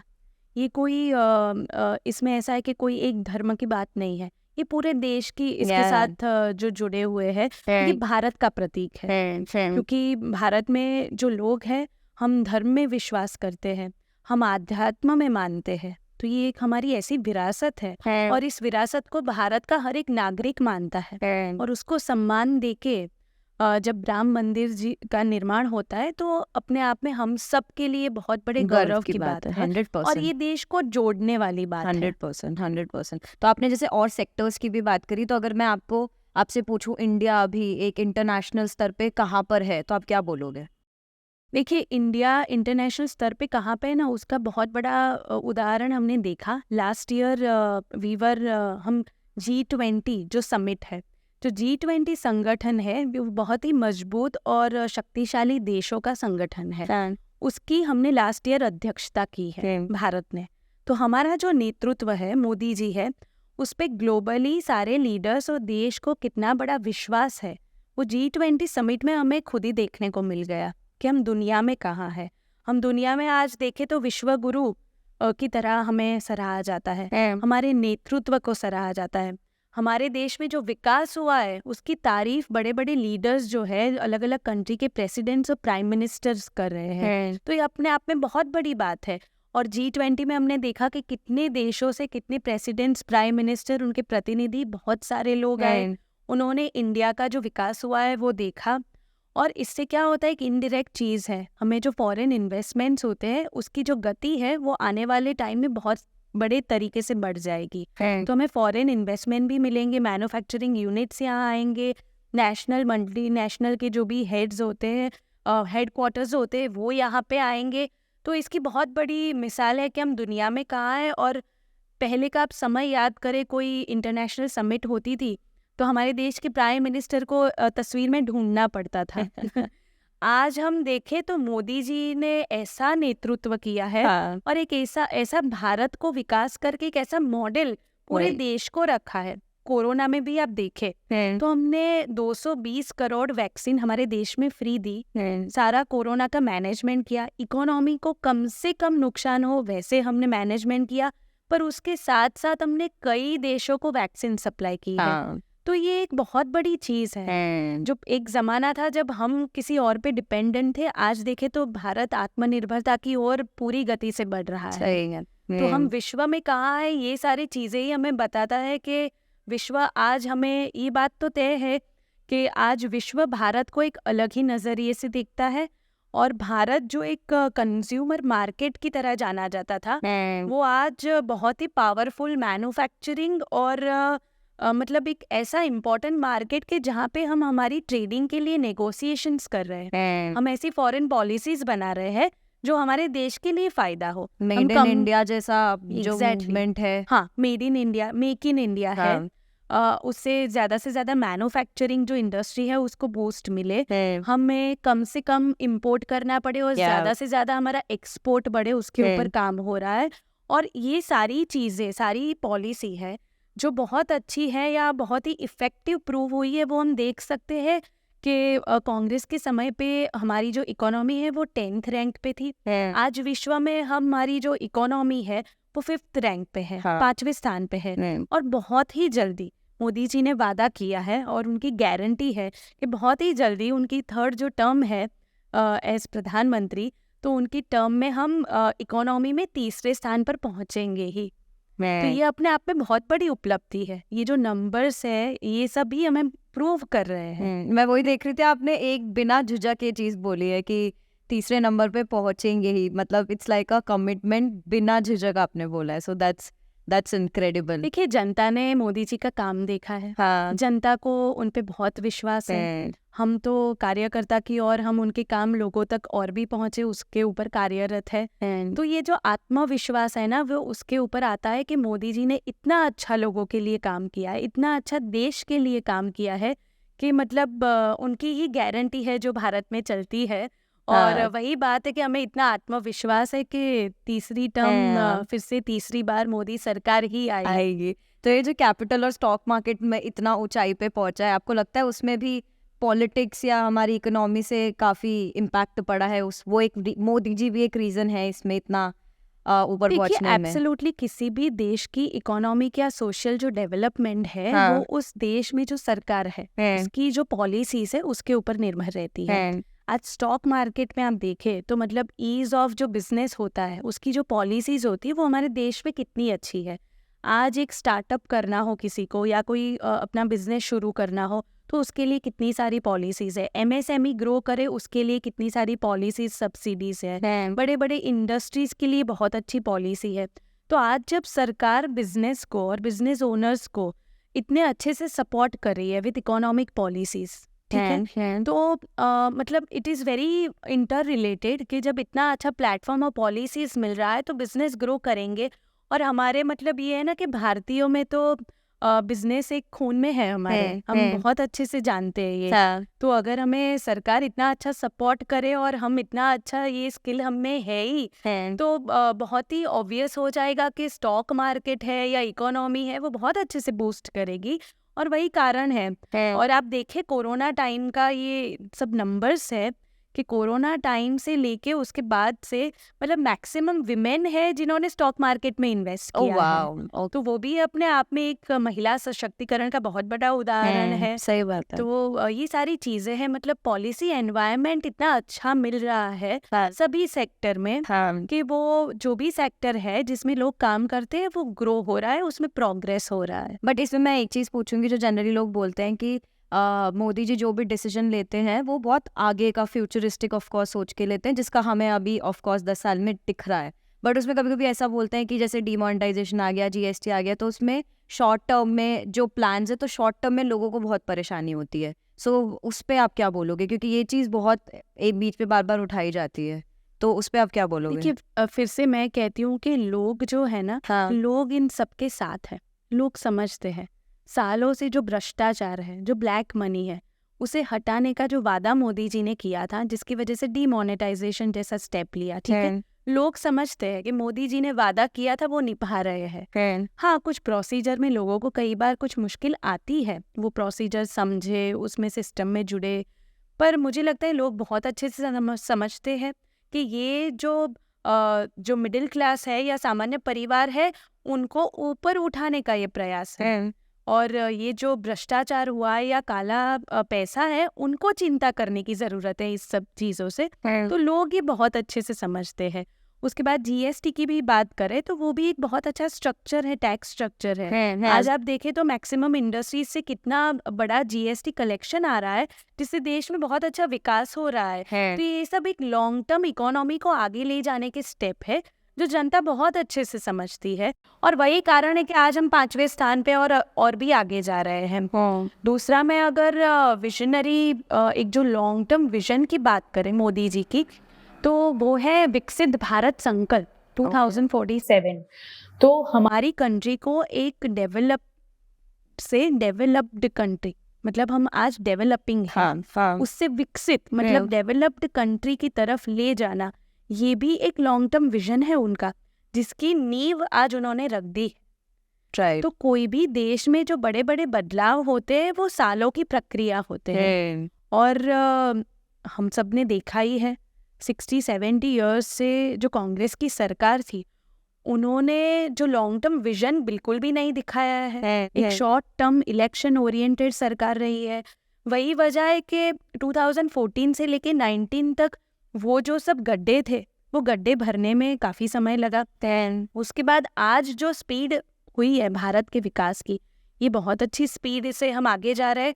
और यही लॉन्ग टर्म विजन, मतलब आप देखिए आज हमारी नींव है, आज हम उस पे काम कर रहे हैं जो 2047 में एक डेवलप्ड नेशन को जो चाहिए, डेवलप्ड नेशन बनने के लिए उस पे आज देश उस पे काम कर रहा है, सरकार उसके ऊपर पॉलिसी मेकिंग कर रही है। बट जैसे मेरे को एक चीज़ पूछनी है, ये अब भी एकदम आया मेरे दिमाग में कि यूथ के लिए तो बहुत कुछ हो रहा है, बट मेरे को सीनियर सिटीजन्स के बारे में भी पूछना है। अगर आप सीनियर सिटीजन्स की बात करो तो क्योंकि कहीं कहीं की पेंशन एक टाइम के बाद अभी बंद होने लग गई है, तो उस चीज़ पे उनके लिए फिर क्या किया जा रहा है अभी? देखिए हर एक सेक्टर के लिए योजना है। आप देखें तो वृद्ध पेंशन योजना भी है, मतलब जो बहुत गरीब परिवार है उसके वहाँ पे वृद्ध जो है उसको भी 750 से लेके 1200 तक का पेंशन रहता है, वो पेंशन मिलता है। ठीक है। एक विधवा सहाय योजना है जिसमें जो विडो होते हैं उनको सीधा उनके अकाउंट में 1250 का पेंशन मिलता है। वो भी अपने आप में बहुत बड़ी चीज़ है।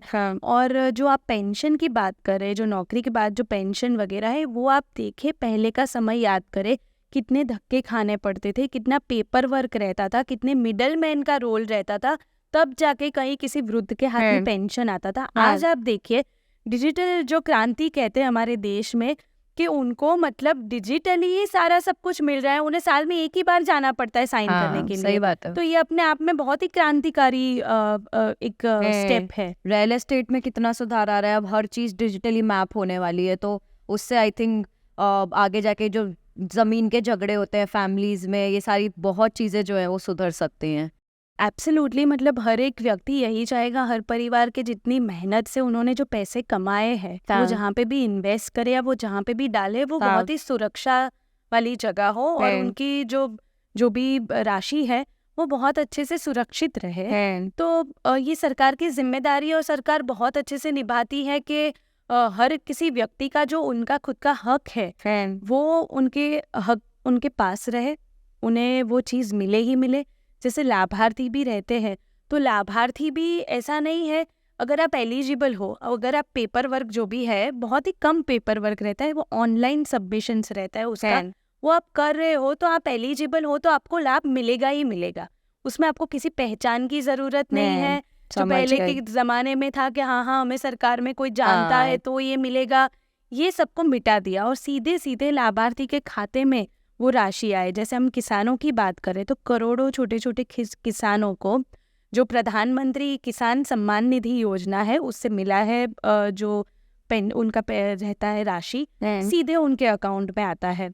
और इसमें कई सारे महिला खेडूत भी है, तो ये भी एक महिला सशक्तिकरण का बहुत बड़ा उदाहरण है। आप काम की तरह देखें तो स्वच्छ भारत अभियान देख लीजिए। सालों पहले याद कीजिए, हमारे वहाँ NRI आते थे, फॉरेनर्स आते थे, वो हमें कैसे फील करवाते थे कि हमारा देश है कितना गंदा है, कितनी गंदगी है चारों ओर। ठीक है, हमें मतलब सर झुकाना पड़ता था। 2014 में एक ऐसे प्रधानमंत्री आए जिन्होंने स्वच्छ भारत अभियान शुरू तो किया और उसके साथ ही एक ऐसे प्रधानमंत्री जिन्होंने खुद झाड़ू लेके सफाई शुरू की। तो ये ऐसी लीडरशिप, ये अपने आप में, मतलब आज आप देखें तो स्वच्छ भारत अभियान सरकार तक सीमित नहीं है, वो एक जन आंदोलन बन गया है। लोग जुड़े हैं उससे और चाहते कि अपनी ऑफिस, अपना घर, अपने घर के बाहर का एरिया सब कुछ बहुत अच्छे से स्वच्छ रखे। तो कैसे देश को आगे बढ़ाने के लिए ये अलग अलग अभियान को जन आंदोलन बना देना, ये प्रधानमंत्री मोदी जी की बहुत बड़ी उपलब्धि है। और गुजरात का आपको क्या दिख रहा है आगे, मतलब क्योंकि अब आप देखो vibrant summit, gift city, Olympics आने की बात हो रही है, मतलब कितना कुछ हो रहा है गुजरात में। तो आपको गुजरात का अगर मैं पूछूं अगले 10 साल में क्या फ्यूचर होगा, तो आप क्या बोलोगे? देखिए गुजरात तो मैं कहूँगी कि बहुत ही फॉर्च्यूनेट स्टेट रहा है। आप देखें कि मोदी जी जब यहाँ के मुख्यमंत्री थे, उस कार्यकाल में उनकी जो एक विजनरी स्किल कहते हैं ना, वो देखिए 2003 में उन्होंने वाइब्रेंट ग्लोबल समिट की शुरुआत की, जिसमें मतलब विश्व से अलग अलग इन्वेस्टर्स बुलाए, उनको बताया कि गुजरात का कैसे हम विकास कर रहे हैं, गुजरात में क्या अपॉर्चुनिटीज़ है। उन्होंने फॉरेन इन्वेस्टमेंट आया, काफ़ी सारी कंपनी अलग अलग राज्यों से आई जिन्होंने हमारे स्टेट में इन्वेस्टमेंट किया। तो ये अपने आप में एक बहुत बड़ी उपलब्धि है। जैसे आप गुजरात में याद करें, जब हम शायद बहुत छोटे थे तब हम याद करें तो लाइट चली जाती थी, इलेक्ट्रिसिटी प्रॉब्लम थे गांव गांव में। आज आप देखिए तो उस समय मुख्यमंत्री काल में उन्होंने एक योजना शुरू की थी, ज्योतिर्ग्राम योजना। शायद अभी तो लोगों को उनका नाम, ये योजना नहीं पता होगी। तो ये ज्योतिर्ग्राम योजना है, वही एक कारण है कि आज क्यों गांव गांव में इलेक्ट्रिसिटी की प्रॉब्लम नहीं आती है। तो ये जो उन्होंने नींव तब से रखी है हमारे स्टेट की, और आज देखें तो भारत में जो हमारे देश का जीडीपी है उसमें 8.2% जीडीपी का जो शेयर है वो गुजरात दे रहा है देश को। तो जो गुजरात है वो औद्योगिक तरीके से और आर्थिक तरीके से केंद्र बन चुका है, एक मॉडल बन चुका है। और ये मॉडल ऐसा है जो देख के ये वाइब्रेंट समिट और कैसे ज्यादा से ज्यादा इन्वेस्टमेंट लाना है, ये सब जो मॉडल है वो काफी सारे स्टेट ने अपनाया है। तो ये अपने आप में बहुत बड़ी चीज है। और गुजरात में देखे तो गिफ्ट सिटी देखिए, मतलब वर्ल्ड क्लास इंफ्रास्ट्रक्चर डेवलपमेंट है और उसको एक फाइनेंशियल हब बनाया गया है। मतलब फॉरेन एक्सचेंज आए हैं, फॉरेन बैंक आए हैं, उसमें अलग अलग ऐसी पॉलिसी और लॉ एंड ऑर्डर है जिससे मैक्सिमम इन्वेस्टमेंट अट्रैक्ट हो सके। So it's a very big achievement. Special investment regions है, जैसे धौलेरा है, वो एक ग्रीन फील्ड औद्योगिक पार्क बनेगा। जैसे ऑटोमोबाइल पार्क है, स्पेशल इन्वेस्टमेंट रीजन है मांडल बेचरा जी के पास। तो वहाँ पे सुजुकी है, टोयोटा है, काफ़ी सारी ऑटोमोबाइल की कंपनीज है जिसने इन्वेस्टमेंट किया है, अपने प्लांट लगाए हैं। तो गुजरात में बहुत सारे डेवलपमेंट स्पेशल इन्वेस्टमेंट रीजन में, आप दहेज में देखे तो पेट्रोलियम केमिकल्स, पेट्रोकेमिकल्स के सारे इन्वेस्टमेंट रीजन वहाँ पे बना है। तो ऐसे काफ़ी सारे रीजन है। कच्छ की बात करें तो 30,000 मेगावाट का एक विंड सोलर हाइब्रिड पार्क बनाया है। तो ये अपने आप में मतलब बहुत ही हम फ्यूचरिस्टिक चल रहे हैं कि कैसे हम सस्टेनेबल मैन्युफैक्चरिंग पे जाए, कैसे हम ग्रीन एनर्जी को यूज़ करके एक हमारी जो इंडस्ट्री है उसको डेवलप करें, और कैसे हम बेस्ट इकोनॉमिक स्टेट की तरह उभर के आए हमारे देश में। तो Gujarat has always been very fortunate with the best of the leadership. चाहे वो हमारे जो प्रधानमंत्री जी है, जब वो मुख्यमंत्री जी थे, Gujarat has always been very fortunate with the leadership. वो तो है। इवन मेरे को विकसित भारत का भी बात करना है, क्योंकि जैसे उन्होंने 4 पिलर्स रखे हैं व्हेन इट कम्स टू विकसित भारत ऑल्सो, कि युवा, विमेन एंड किसान एंड गरीब। तो पहले तो मुझे ये 4 क्यों एंड विकसित भारत योजना का उद्देश्य क्या है, मुझे एक ही आपसे और पूछना था। देखिए, विकसित भारत जो संकल्प है हमारे देश को एक डेवलप्ड नेशन बनाना, ये संकल्प जो है ना, ये बहुत ही लॉन्ग टर्म प्लानिंग चाहिए इसके लिए। और वो जो प्लानिंग और पॉलिसी है वो मोदी सरकार ने उसकी नींव रख दी है। और इस जो अभी बजट आया इंटरिम, उसमें इस नींव को कैसे मजबूत किया गया है वो भी हमने देखा है। जैसे हमारे प्रधानमंत्री जी ने बहुत आपने सही कहा, जो कहा है कि 4 मेरे लिए मुख्य जाति है, जो किसान है, गरीब है, युवा है और महिलाएं हैं। क्यों? क्योंकि समाज की ये जो वर्ग है, इन्हें अगर पॉलिसी से अलग अलग उनको एक सपोर्ट दिया जाए तो ये 4 ऐसे वर्ग है जो हमारे देश को एक विकसित भारत बनाने में बहुत बड़ी भूमिका कर सकते हैं। और दूसरा भी एक है, जो सालों से ये जो मतलब चुनाव ओरिएंटेड जो जातिवाद चल रहा है, मतलब उसके भी आप देखिए, आप प्रधानमंत्री जी का एक उद्देश्य देखिए, देश को कैसे जोड़ना है, उनका एक मतलब उनके एक विचार देखिए कि उनके लिए जाति क्या है, ऐसा समुदाय इसको ज्यादा से ज्यादा एक सपोर्ट की जरूरत है और कैसे सरकार उनको सपोर्ट कर सकती है। तो उन्होंने इसीलिए कहा कि मेरे लिए 4 जाति है, ये जाति है उनके। और जैसे मैं चारों की बात करूं, जैसे किसान की बात करें तो किसान सम्मान निधि योजना से करोड़ों किसान जुड़े हैं। किसान क्रेडिट कार्ड आता है तो उन्हें मतलब जो फसल की शुरुआत जो होती है उसके लिए कहीं और से ब्याज पे पैसे ना लिए जाए, तो उनके लिए किसान क्रेडिट कार्ड है कि वो अपना जो सर्कुलेशन है उसके आधार पे कर सके। उनके लिए सॉइल हेल्थ कार्ड है। कई सारी योजनाएं जो किसानों के लिए है, जो भारतीय जनता पार्टी की सरकार ने प्रॉमिस भी की थी, कमिटमेंट किया था और आज तक वो निभाई है। वही कारण है कि जो किसान है ज्यादा से ज्यादा कर्जे से बाहर आके वो आत्मनिर्भर बन रहा है और ज्यादा से ज्यादा प्रोग्रेस कर रहा है। आज आप देखिए कई किसान है जो प्राकृतिक खेती कर रहे हैं, ऑर्गेनिक सब कर रहे हैं, ज्यादा से ज्यादा एक्सपोर्ट कर रहे हैं। कई किसान ऐसे भी है जो उनका जो प्रोडक्ट है उससे एंड प्रोडक्ट, कंज्यूमर प्रोडक्ट, जैसे टमाटो है तो उससे टमाटो केचप बना के कैसे बेचा जाए उस पे भी काम कर रहे हैं। तो ये सब जो चीजें हैं वो देश में जो अलग अलग पॉलिसी आई है, अवेयरनेस आई है, उसकी वजह से। आप इतना सब, इतनी पॉलिसीज, इतना इन्फॉर्मेशन कैसे याद रखते हो? मतलब आप इतनी योजनाएं हैं, इतनी पुरानी पुरानी योजनाएं आपको याद है, तो आप कैसे याद रखते हो ये सारी चीजें? देखिए ऐसा है कि जो हमारा नेतृत्व है, शीर्ष नेतृत्व, उन्होंने ये संघर्ष करके ये काम किया है। तो सही मायने में तो भारतीय जनता पार्टी के ये जो नेताएं हैं उन्होंने बहुत संघर्ष देखा है उन समय में। वो संघर्ष तो हम नहीं कर रहे, आज हम तो एक गोल्डन एरा में जी रहे हैं, ठीक है। पर जो संघर्ष से आज वो लोगों को दे रहे हैं, तो हमें भी एक ये जज्बा है, एक नीति है कि हम भी लोगों तक ही ज्यादा से ज्यादा पहुंचाए। तो अगर लीडर ही अवेयर नहीं है तो लोगों तक कैसे पहुंचाएंगे? तो हमारा तो ये प्राथमिक फर्ज बनता है कि हम ये सब चीजें जाने और ज्यादा से ज्यादा लोगों तक पहुंचाए। जैसे गरीब परिवार की बात करें तो गरीब परिवार की मुश्किलें मतलब छोटी छोटी चीजें हैं, पर उनके लिए एक बहुत बड़ी चीज है, ठीक है।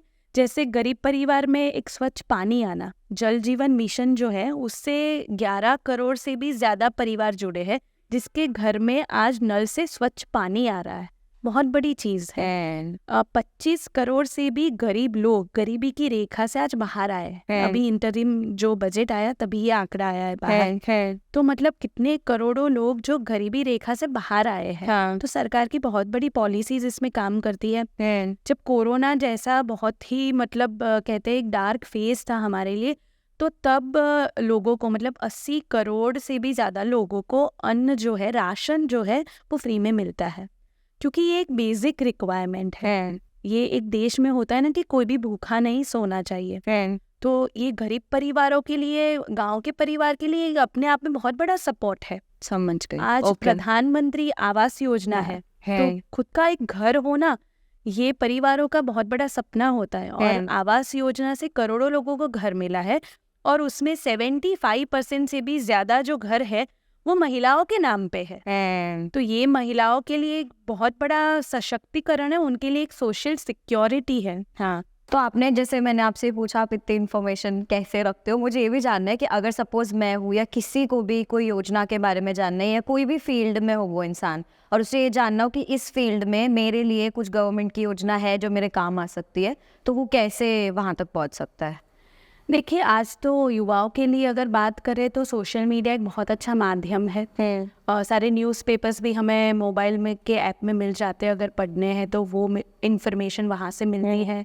काफ़ी सारे ऐप है, जैसे मैं माई GOV करके माई गवर्नमेंट का ऐप है, तो उसकी वेबसाइट है, उसका ऐप है। सोशल मीडिया पे आप उनका पेज फॉलो कर सकते हो, उस पर सारी ही इन्फॉर्मेशन आती है कि सरकार क्या योजनाएं हैं, कौन से वर्ग के लिए ला रही है, कैसे एप्लीकेबल होगा। एक बहुत अच्छा तरीका है नमो ऐप का। तो मतलब ये कोई राजकीय पक्ष की ऐप नहीं है, ये है कि देश में गवर्नमेंट ऑफ इंडिया क्या कर रही है उसकी भी बात है। तो नमो ऐप आपके फ़ोन में होना चाहिए, तो उसमें बहुत ही लेटेस्ट जो भी योजनाएं या पॉलिसी आई है या देश में जो भी हो रहा है वो आपको तुरंत जानने को मिल जाएगा। एक उमंग ऐप है, तो बहुत सारे ऐसी ऐप है। और गवर्नमेंट वेबसाइट है, सारी मिनिस्ट्री की वेबसाइट है, सब कुछ वहाँ पे इंफॉर्मेशन रहता है। ये ऐसा है कि सरकार हर वर्ग के लिए, समाज के सारे ही वर्गों के लिए पॉलिसीज लाते हैं। अगर आपको कोई पॉलिसी या सब्सिडी के बारे में जानना है तो आप उसकी जो रेलेवेंट मिनिस्ट्री की वेबसाइट है उसके ऊपर चले जाइए, आपके लिए भी ज़रूर कोई ना कोई पॉलिसी होगी। हाँ, वाह, वो बहुत ज़रूरी है। क्योंकि और अगर मैं आपसे, क्योंकि हमने women politics and women in politics ये सब के बारे में बहुत बात की, और नारी सशक्तिकरण जो कर रही है हमारी बीजेपी गवर्नमेंट उसके बारे में बात की, तो अगर मैं आपसे पूछूं कि ऐसी तीन योजना अगर मैं आपसे पूछूं कि जो आप बता सकते हो जो हर नारी को पता होनी चाहिए, ऐसा नहीं rural urban, no any bifurcation, every women should know these 3 योजनाज of government which are meant for them, what will that be? देखिए गवर्नमेंट की बहुत सारी योजनाएं हैं, पर फिर भी टॉप 3 अगर मैं विमेन के लिए सोचूं तो मुझे लगता है एक हेल्थ एक बहुत इम्पॉर्टेंट चीज़ है। तो प्रधानमंत्री आयुष्मान योजना है जिसमें पूरे फैमिली को एक मेडिकल इंश्योरेंस का कवरेज मिलता है, ठीक है। 5 लाख का। और गुजरात में वो रकम 10 लाख है क्योंकि स्टेट गवर्नमेंट भी अपनी रकम देती है। तो ये बहुत बड़ी चीज़ है हर परिवार के लिए। हाँ। और इसमें कार्ड होता है, आयुष्मान कार्ड। वो कार्ड से आपकी जो हॉस्पिटल की जो फीस होती है वो कैशलेस हो जाता है। ओह, तो ये बहुत ही बड़ा तो सपोर्ट। इसमें बट कुछ है कि इतना सैलरी मिनिमम है उन लोगों के लिए है? हाँ, मतलब वो एक जो सेगमेंट रहता है ना, Segment, इनकम का जो स्केल रहता है ना, हाँ। उनके लिए है। अच्छा। जो बहुत ज़रूरी है क्योंकि उन्हीं परिवार को उसकी ज़रूरत है। समझ गए। तो जो एलिजिबिलिटी होती है, पर बहुत ही सिंपल, आपको सिर्फ आधार कार्ड चाहिए। और प्रधानमंत्री आयुष्मान कार्ड जो है वो आपको काफ़ी सारे हॉस्पिटल के जो उसका जो एडमिनिस्ट्रेटिव फ्लोर होता है वहाँ से आपका निकल जाएगा, आपको अगर कार्ड निकलवाना है। और ये जो कार्ड है ये पूरे परिवार को मतलब इंश्योरेंस कवरेज मिलता है। ये बहुत ही इम्पॉर्टेंट है। वेरी मतलब इसकी अगर अवेयरनेस हो लोगों में जो इलाज नहीं करा पाते बोल इस वजह से कि पैसे नहीं है, आई थिंक मतलब करोड़ों परिवार है। हाँ। आप देखें ना, गरीब ज़्यादा गरीब क्यों हो रहा था पहले? क्योंकि घर में ना कोई बड़ी बीमारी आ गई तो क्या करेंगे, अब इलाज तो करवाना ही है, लाखों रुपए चले जाते थे। तो ये हर परिवार को बहुत बड़ा सपोर्ट, और इससे करोड़ों गरीब परिवार के करोड़ों रुपए की बचत हुई है। सही बात है। उनको जन औषधि केंद्र से दवाई भी सस्ते में मिल जाती है। और पता है, अगर आपको बीमारी, जैसे प्राइवेट इंश्योरेंस कैसे होते हैं, आपको बीमारी डिटेक्ट हो फिर उसका इंश्योरेंस नहीं मिलता। ये जो प्रधानमंत्री आयुष्मान योजना है उसमें अगर आपको पता चला कि आपको कोई कैंसर जैसी बीमारी या हार्ट की बीमारी है तो सरकार 24 घंटे में अर्जेंट में आपको वो कार्ड निकाल के देगी। बहुत अच्छी। अर्जेंट। ये तो मतलब मैं तो बोलती हूँ नॉर्मल जनता को भी ये चीज इन्फॉर्मेशन पहुंचानी चाहिए, कभी कोई दिखे तो उन्हें बताना चाहिए इसके बारे में। दिस इज वेरी तो इम्पोर्टेंट। ये एक आयुष्मान योजना है ठीक है। जो मैं समझती हूँ महिलाओं को पता होना चाहिए। दूसरी जो योजनाएं हैं, उज्ज्वला योजना है। ज़्यादातर जो गांव के लिए जो चूल्हे पे जैसे काम करते थे, खाना पकाते थे, तो उसको क्या था कि महिलाओं के स्वास्थ्य को बहुत बड़ा नुकसान होता था, तो उसको स्टॉप करके उज्ज्वला योजना आई है। उज्ज्वला योजना में करोड़ों परिवार में महिलाओं को गैस मिले हैं। ठीक है, तो उसके ऊपर वो खाना पकाए, तो वो भी एक बहुत ही इम्पोर्टेंट योजना है महिलाओं के लिए। बच्चियों के लिए और महिलाओं के लिए सैनिटरी पैड जो है, जन औषधि केंद्र में 1 रुपये में 1 पैड मिलता है, तो आप ज़रूर से वो अवेल कर सकते हैं। दूसरी बहुत ही इम्पॉर्टेंट जो एक योजना है, मातृ वंदना योजना, मतलब प्रेग्नेंट विमेन और लैक्टेटिंग मदर्स है, उनको एक ऐसा राशन दिया जाता है जो उनके बच्चे के लिए बहुत ही पोषण युक्त है। तो ये राशन जो है वो सरकार देती है। तो ये भी योजना माल न्यूट्रिशन के लिए लड़ने में बहुत इम्पॉर्टेंट है और प्रेग्नेंट विमेन और लैक्टेटिंग मदर्स के स्वास्थ्य के लिए बहुत ज़रूरी है। तो उसका भी उपयोग और उसका भी लाभ लेना चाहिए। तो आपके आसपास अगर कोई प्रेग्नेंट है, लैक्टेटिंग मदर है, तो ऐसे परिवार को ज़रूर आप ये इन्फॉर्म कीजिए कि ये भी एक योजना है। और उनको ऐसे हर महीने जो राशन होता है जो उनका न्यूट्रिशन फुलफिल करे वो मिलता है। वैसे तो बहुत सारी योजनाएं बात कर सकते, पर ये these are the yojana which will connect to the health of the women. तो मैं सोचती हूँ कि उसका तो सबसे पहले प्रचार, और मैं बोलती हूँ जिसको ये अगर इस माध्यम से लोगों को पता चल रहा है, 4 लोग भी 4 लोगों को बताएंगे ये चीज़, तो आई थिंक बहुत चेंज आ सकता है। उससे बहुत बड़ी जागरूकता आती है। सही बात। सही है। ओके, सो एक इंटरेस्टिंग क्वेश्चन, अगर मैं आपसे कुछ लीडर्स के नाम बोलूँगी एंड अगर आप उनको 1 लाइनर में एक्सप्लेन करो तो आप कैसे करोगे? So I just ask you. Okay, so first is of course माननीय नरेंद्र मोदी जी। प्रधानमंत्री जी के लिए तो किताबें भी लिखी जाए तो कम है, बट प्रधानमंत्री Narendra Modi ji is a truly visionary and a legendary leader who has worked relentlessly to transform the largest democracy into the most powerful democracy of the world, and with keeping the Indian cultural values intact. Wow. Okay, Rahul Gandhi ji. Rahul Gandhi ji is a classic example showing us today that politics is not just a family business which can be just inherited. Shrimati Sushma Swaraj. आदरणीय सुषमा स्वराज जी का स्मरण करें तो she was one of the most complete female politician of this country has ever seen. and with all the abilities like intellect, loyalty, compassion, firmness, tremendous orator skills. true. मतलब आज भी मैं उनकी speeches सुनती हूँ तो it is still relevant at this time, which is a very big thing and very inspiring for us. True. Shrimati Sonia Gandhi. लोकतंत्र में वंश तंत्र से आई हुई पारिवारिक नेता. Oh my God. Okay. Shrimati Smriti Irani. Smriti Irani ji is absolutely my personal favourite, but उनके लिए कहा जाए तो she is a modern day genius powerful politician, and her crisp expression of her views shows a very strong intent to serve the people of this country. Very true, very true.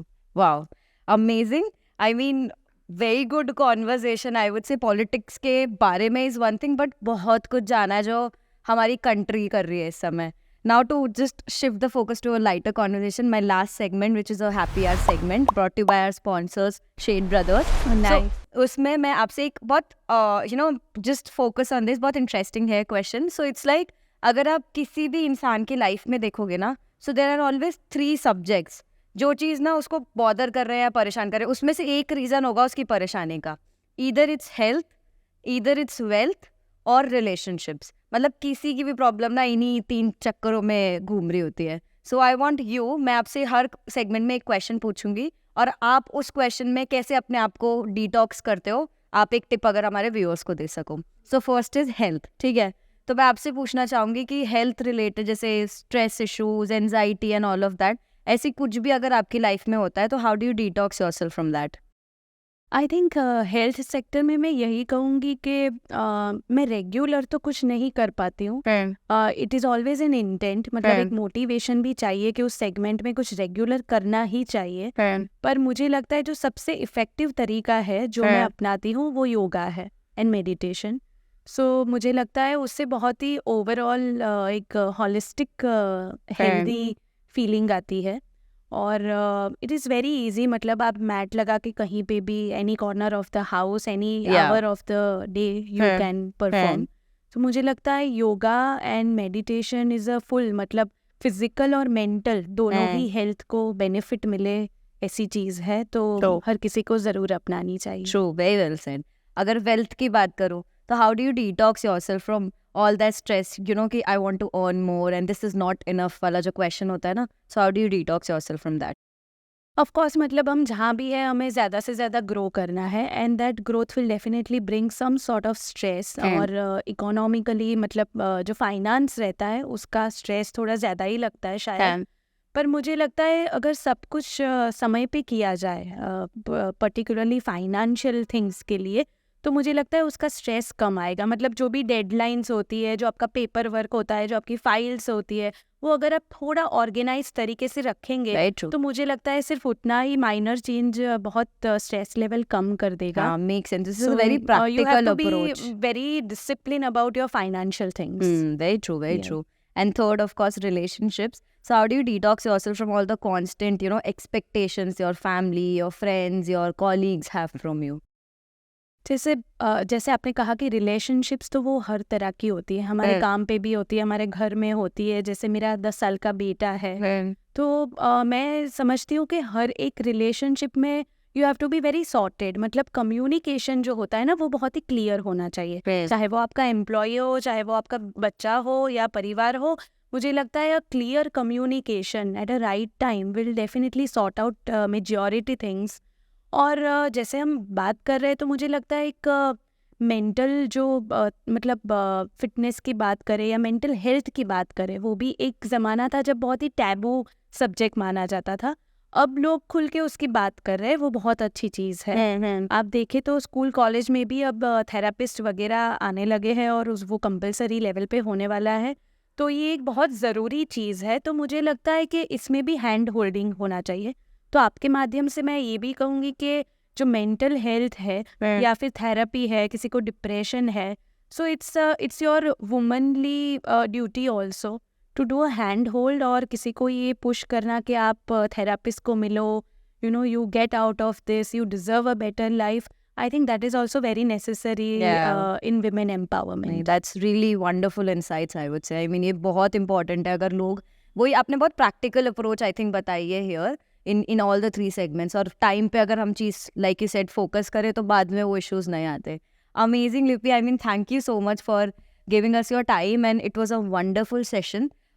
Politics, India, Modi ji, ये ऐसी चीज़ें जो I think हम रोज़ सुनते हैं, रोज़ देखते हैं, but वो ये अगर डीप डाइव करें तो हम, और लाइक यू सेड कि हम उसमें अगर ध्यान नहीं देते, बट वो हमारे लाइफ का हिस्सा है, तो we really should know and focus more on that. So thank you so much and super amazing session. Thank you. Absolutely, मतलब अनोना, thank you very much. It is all my pleasure, my honor to be here. And मुझे बहुत अच्छा लगा ये बातें करके, and I'm very happy कि इस माध्यम से बहुत सारी महिलाओं को, बहुत सारे लोगों को ये information मिलेगी. 100%. So I'm very happy. So this is a well spent time for both of us, and thank you very much for inviting me. Thank you. Thank you.